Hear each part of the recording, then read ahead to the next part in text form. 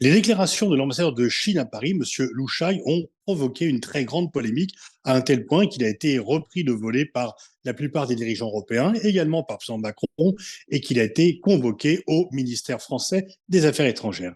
Qu'a-t-il dit? Rien moins que la remise en cause de la souveraineté des États issus de l'ex-Union soviétique, c'est quand même beaucoup, en disant que ces pays n'ont pas le statut effectif dans le droit international parce qu'il n'y a pas d'accord international pour concrétiser leur statut de pays souverain. C'est très curieux parce que la Chine a reconnu tous ces pays et entretient des relations diplomatiques avec eux. Il a de plus, et là on vient bien sûr à la guerre en Ukraine, qui est le sujet, il a également nié la souveraineté de l'Ukraine sur la Crimée en déclarant ça dépend de comment on perçoit le problème. Il y a l'histoire. La Crimée était au tout début à la Russie. C'est Khrouchtchev qui a offert la Crimée à l'Ukraine dans l'époque de l'Union soviétique. Alors s'il est vrai que la Crimée conquise par Catherine II a été dans le cadre des frontières internes de l'Union soviétique restituée à l'Ukraine en la prenant à la Russie par Khrouchtchev, à l'indépendance de tous les pays, lorsqu'il y a eu dissolution de l'Union soviétique, les frontières de l'Ukraine comprenaient la Crimée et chacun les a reconnues, y compris la Chine d'ailleurs, y compris la Chine. Donc on peut se demander quelle mouche a piqué l'ambassadeur, qui a été assez peu diplomate et qui a fait des déclarations qui peuvent quand même desservir son pays au moment où la Chine déploie une activité diplomatique intense. Et on se rappelle de ce succès diplomatique pour la Chine, de l'accord entre l'Iran et l'Arabie saoudite, avec une percée significative de la diplomatie chinoise dans le Golfe, au moment où la Chine avait proposé un plan de paix sur l'Ukraine qui était finalement assez favorable aux thèses russes, pas entièrement, mais relativement favorable aux thèses russes, et qui, s'il a été rejeté par les pays occidentaux, ne l'a pas été par le président ukrainien, qui ne veut pas couper complètement les ponts avec la Chine, on peut se demander à quoi sert ce type de déclaration, sauf finalement, eh bien, à discréditer le rôle que la Chine pourrait jouer dans une médiation entre ces pays. On voit que le temps de la médiation n'est peut-être pas encore venu, mais les offres de médiation sont de plus en plus nombreuses. La Chine, mais le Brésil, les Émirats arabes unis, la Turquie, et puis bien sûr les pays occidentaux.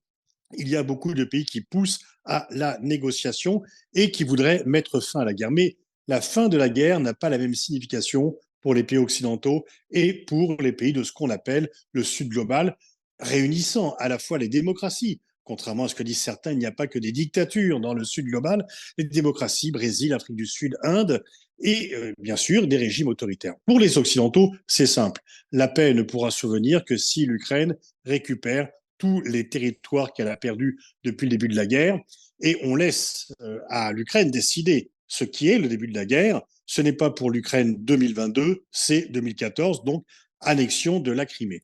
Pour les pays du Sud global qui souffrent de cette guerre indirectement, moins bien sûr que les Ukrainiens ou voire les Russes, eh bien pour les pays du Sud global, mais qui quand même ont des difficultés économiques du fait de la guerre, ce qu'ils voudraient, c'est que la guerre s'arrête tout de suite. Tant pis si l'Ukraine perd une partie de ses territoires. Ils estiment que la souveraineté de l'Ukraine n'est pas en danger puisque les Russes ne sont pas parvenus à Kiev et n'y parviendront pas, mais qu'ils veulent une paix immédiate, même si cela se traduit par des modifications territoriales par la force, puisque c'est bien par la force que les territoires ont été conquis, même si aucun coup de feu n'a été tiré lorsque la Russie a annexé la Crimée. Mais une fois encore, cette annexion n'est pas reconnue par le droit international, elle n'est reconnue par aucun pays, y compris par la Chine, qui ne reconnaît pas l'annexion de la Crimée par la Russie. Alors, qu'est-ce qui peut se passer? En fait, en mars-avril dernier, alors qu'il était en difficulté sur le plan militaire, Zelensky était prêt à dire que le statut de la Crimée pourrait être réglé dans 10 ou 15 ans. Il craignait de perdre encore plus de territoire. Aujourd'hui, il pense qu'il a plutôt le vent en poupe d'un point de vue militaire, et donc, eh bien, il pense que, en fait, voilà, on va aller jusqu'au bout. Et en fait, comme ni les positions russes pour négocier, il faut qu'on reconnaisse mes acquisitions territoriales depuis le début de la guerre et celle de l'Ukraine, je veux récupérer tous les territoires que j'ai perdus depuis 2014. Ces deux positions sont parfaitement irréconciliables, inconciliables. Eh bien, on compte un peu sur la guerre pour régler cela. Et on annonce bien sûr cette contre-offensive ukrainienne qui est attendue et qu'on attend pour lorsque les conditions climatiques le permettront, sachant quand même que l'armée ukrainienne a été renforcée considérablement par les Occidentaux. Et donc, en fait, pour l'instant, personne ne dit trop rien sur l'issue de la guerre tant qu'on ne sait pas ce que sera cette contre-offensive. Peut-être que ce sera une percée foudroyante et que l'Ukraine récupérera, va bousculer l'armée russe, y compris jusqu'en Crimée où pourtant les défenses ont été consolidées. Mais il y a assez peu de personnes qui y croient, mais personne ne veut injurier l'avenir et dire que ce n'est pas possible parce qu'on ne sait jamais.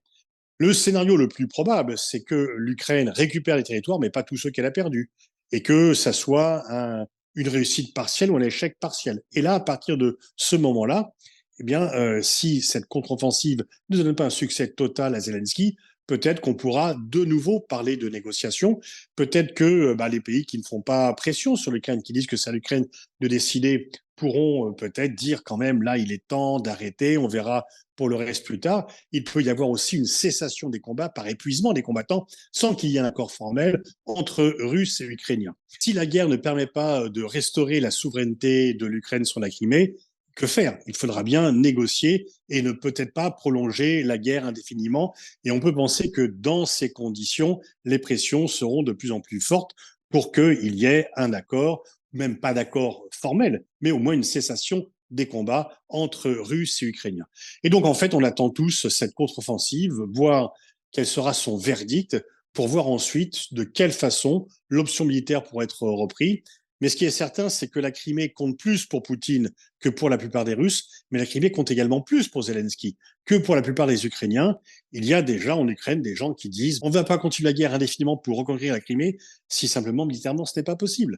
Et donc en fait, tout va dépendre de cette contre-offensive et de l'ampleur du succès ou de l'échec de cette contre-offensive.